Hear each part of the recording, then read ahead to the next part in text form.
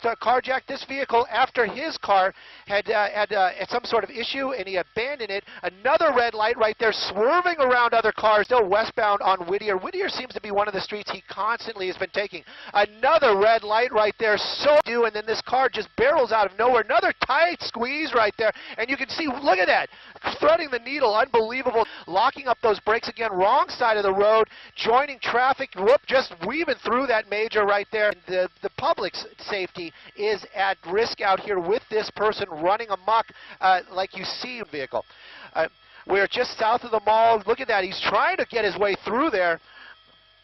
Northbound on Paramount, looks like we're going to be getting into a parking lot, just cutting through, working his way back out. Now he's going to be on the wrong side of the road. He does have an island right there that he has to jump over if he plans on getting onto the freeway. Now it's actually has grass. Whoa, look at that. You just got to wonder what that person just driving along right there is got to be thinking. This guy is moving 80 miles an hour right towards you. It must be a panic situation. I wouldn't imagine anybody that I know to be in that situation. I would hate to see that. His speed seemed to have slowed down just a little bit. Maybe he's getting a little bit nervous, but you can see at least one officer right now really starting to close that gap. Oh. Montebello PD. Ooh, this little fishtailing. Solid red. Oh! Made contact.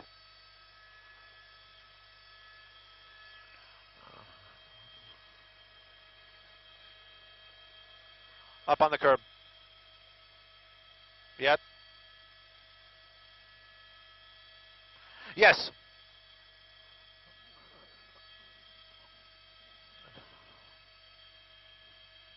Well, yeah, we were privy to some of that information while we were trying to make our way to this pursuit. That vehicle did slow down in a neighborhood, and that person jumped out and fled. So I would believe that that would have been a suspect. That was Montebello PD making that huge effort to keep behind that vehicle. You also saw a California Highway Patrol vehicle right there, again, passing these vehicles extremely high speed.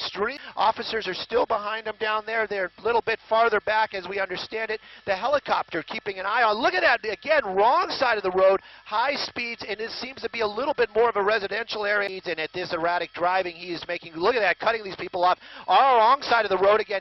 You know, you mentioned those intersections. He has hit so many solid reds. Look at the number of pedestrians right there. Southbound Alhambra right now, southbound, the deputies are saying, you know, my stomach tenses up because you're just worried for the other people involved, the pedestrians. Whoa! Ho! Ho! Oh, just, you know, this person obviously no regard, you know, luck, I'm not sure what you want to call it, luck probably for the other people, not for this person, that nobody's been injured, but so close there with that pedestrian, and again, oh, solid red. Solid red right there. You know, you're right, and you know he is moving sheriff vehicles right there. Now they're going to start joining that pursuit. Whoa! Right through that center divider. It can't be good for that vehicle. And now he's going against traffic underneath the freeway right there. I believe that's the 10 freeway. There's that sheriff ship that I was talking about earlier on. Driving over that center divider, those high speeds can't be good for that vehicle. But that car, now it's in a residential area again, and you can see that how tight these streets are. And look at that. There's so much traffic out here this afternoon, so many close calls. I can't even count how many.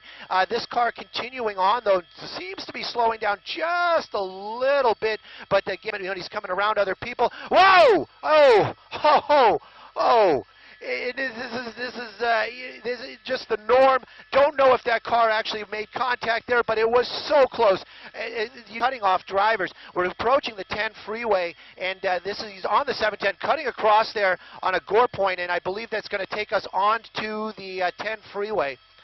It's one. Oh, excuse me. I'm finding out that it's one of the side streets right there, but he's basically stuck right there. Ramona is the off ramp, and he's working his way.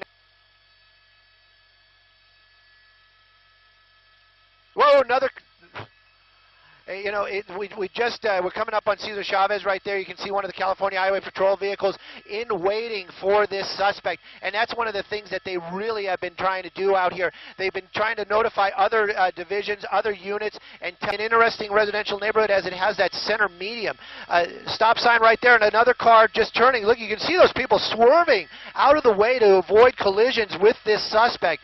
Look at that, cutting off a bicyclist right there as we were weaving through this residential neighborhood. These streets getting tighter and tighter out here. You can see that helicopter. Sheriff's Department. Look at that bright night sun, keeping that area lit up, keeping that area warning the other people that what's going.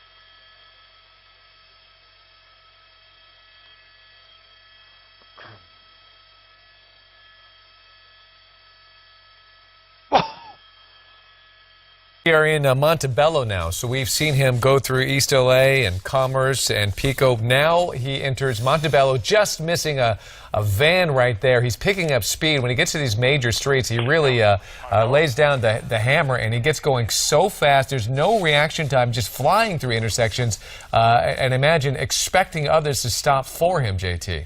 Yeah, it's just, it's everybody, it's right now he has a total disregard for anybody's safety, David. He is going to do what he wants and when he wants, and they need to get him off the road. We understand he is westbound on Beverly right now in Montebello.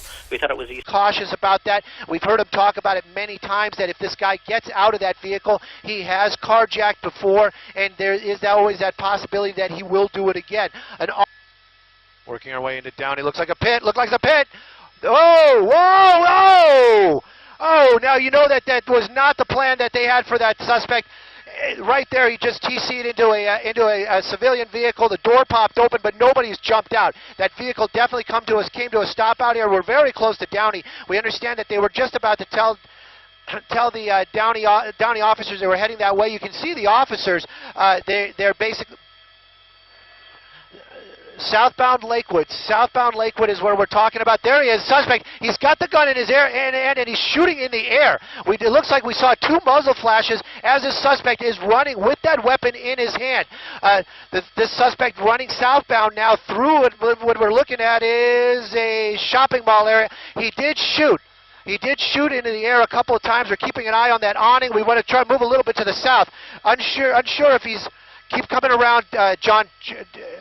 And we're not sure if he ran into that restaurant or he was inside that awning. As I understand it, he ran inside this Chris and Pitts. And here comes the pit off the right side. Yeah, he crashes into another vehicle. And get everybody on the other side of this car out of the way. He's jumping. He's running by the Chris and Pitts, running there. He's got a gun in his hand, you said?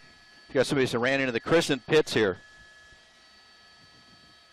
Can just imagine what kind of panic is going on inside that restaurant right now. You can see people running outside, officers taking them or talking to them, getting them to safety.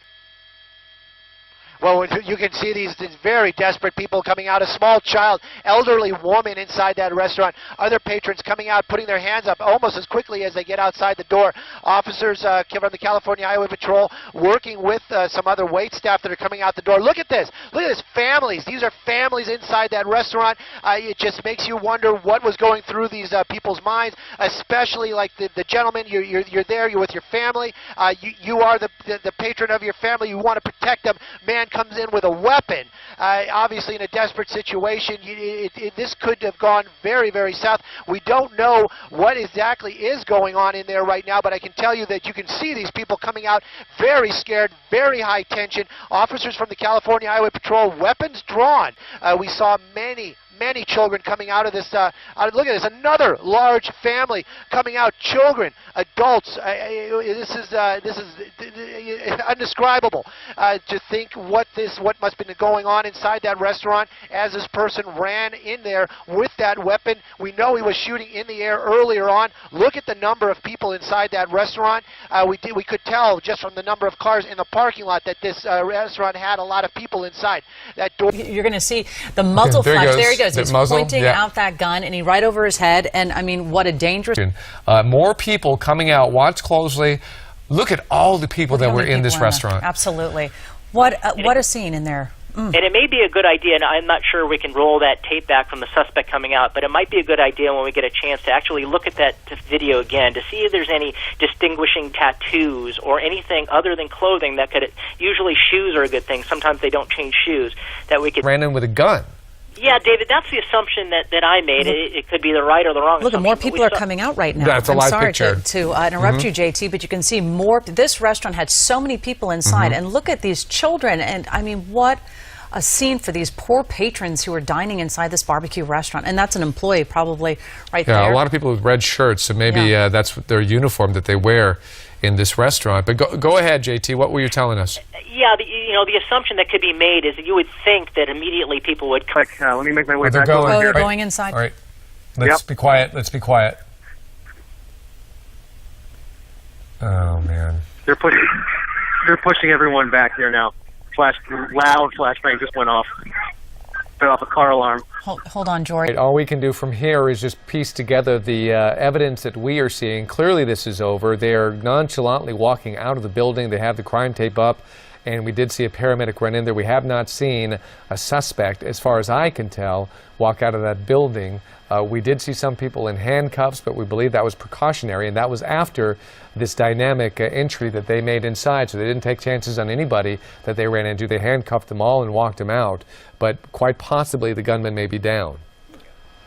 On the end of a standoff in Downey. The sheriff's pilot and observer radioed to Pico Rivera Sheriff Station deputies about the location of the stolen vehicle suspect. While they were waiting for ground units to arrive from the Sheriff's Department, they continued to observe the suspect, and they watched him carjack a person at gunpoint at the 11400 block of C Drive, that's S-E-E Drive, in unincorporated Whittier County. What took place inside the restaurant, I do not have that information. I can bring you up to that point. I can tell you from there, an emergency developed.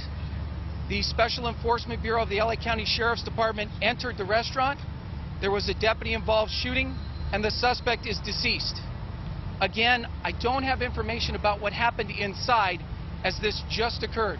As you can imagine, it's been a very difficult night, especially for the people in the restaurant, as well as anybody who's had contact with a suspect during this very dangerous few hours. That's Captain Mike Parker talking about what has happened tonight in what can only be described as a crazy pursuit, even by Los Angeles standards. And the latest word is that the suspect is now dead inside the restaurant, that a deputy-involved shooting did occur, but Captain Parker not able to confirm whose gunfire actually caused the suspect's death. Indeed, we will continue monitoring the situation. We'll have more news after this short break.